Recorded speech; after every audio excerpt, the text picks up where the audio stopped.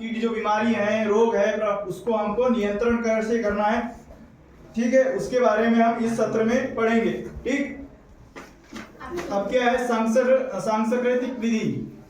सांस्कृतिक विधि क्या है? सांस्कृतिक विधि मतलब जो पारंपरिक विधि होती है, जो हमारे दादा बाबा पुराने समय से जो चलते आ रही है, जो पुराने समय से निंदाई गोड़ाई, खेती करने का समय है ना, वो चीजों को सांस्कृतिक मतलब जो पारंपरिक चीजें हैं, जो आज भी है और कल भी थी और आगे भी रहेगी, वो पारंपरिक विधि है। पर पारंपरिक विधि के साथ हमको टेक्निकल भी अपने साथ लेके चलना पड़ेगा। नए नए समय में जो नई नई टेक्निकल आ रही है, नई नई दवाइयाँ आ रही है, नए नए उपचार आ रहे हैं, नई नई फसलें आ रही है, तो इसके साथ हम मतलब पारंपरिक खेती के साथ साथ इसको सबको कॉन्सेप्ट को मिला के आगे बढ़ेंगे, तो हमारी खेती में क्या होगी, प्रोडक्शन की संभावना ज्यादा बढ़ जाएगी, है ना।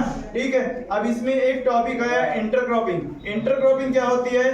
इंटरक्रॉपिंग होती है कि एक समय में एक स्थान पर एक जल की आवश्यकता के अनुसार, ठीक है, अलग अलग फसल अलग अलग लाइन से लगाने की प्रक्रिया इंटरक्रॉपिंग कहलाती है। जैसे क्या हो गया, गोभी लगा दिए, गोभी के साथ हमने अरहर लगा दिए, अरहर मतलब तुअर हो गया, है ना, तो ठीक है, और कुछ लाइन में भिंडी लगा दी, ऐसे एक एक दो लाइन करके फसल लगाने की प्रक्रिया क्या कहलाती है? इंटरक्रॉपिंग। ठीक है, अब फसल चक्र क्या हो गया? फसल चक्र, फसल को अदल बदल के लगाने की प्रक्रिया फसल चक्र कहलाती है ना।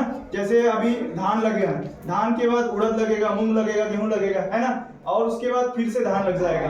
अब इसको फसल चक्र और इंटरक्रॉपिंग करने से क्या फायदा होता है? एक तो हमारा समय की बचत होती है। समय की बचत होने के साथ साथ पानी, रोग प्रबंधन, बीमारी और जो मेन लेबर कॉस्ट है, मेन पावर है, इसकी कॉस्ट भी घटती है। ठीक है, इंटरक्रॉपिंग और फसल चक्रण में। ठीक है, अब जो है बार बार हम वही फसल लगाएंगे तो जमीन की रोग प्रतिरोधक जो क्षमता है वो घट जाती है और आपके खेतों में आसानी से बीमारी लग जाएगी। इसलिए हम लोग क्या करते हैं, बार बार फसल चक्र अपनाते हैं, है ना। सब्जियों में भी फसल चक्र अपनाते हैं और भी चीजों में फसल चक्र अपनाते हैं। ठीक है, अब ट्रैप क्रॉप क्या हुआ?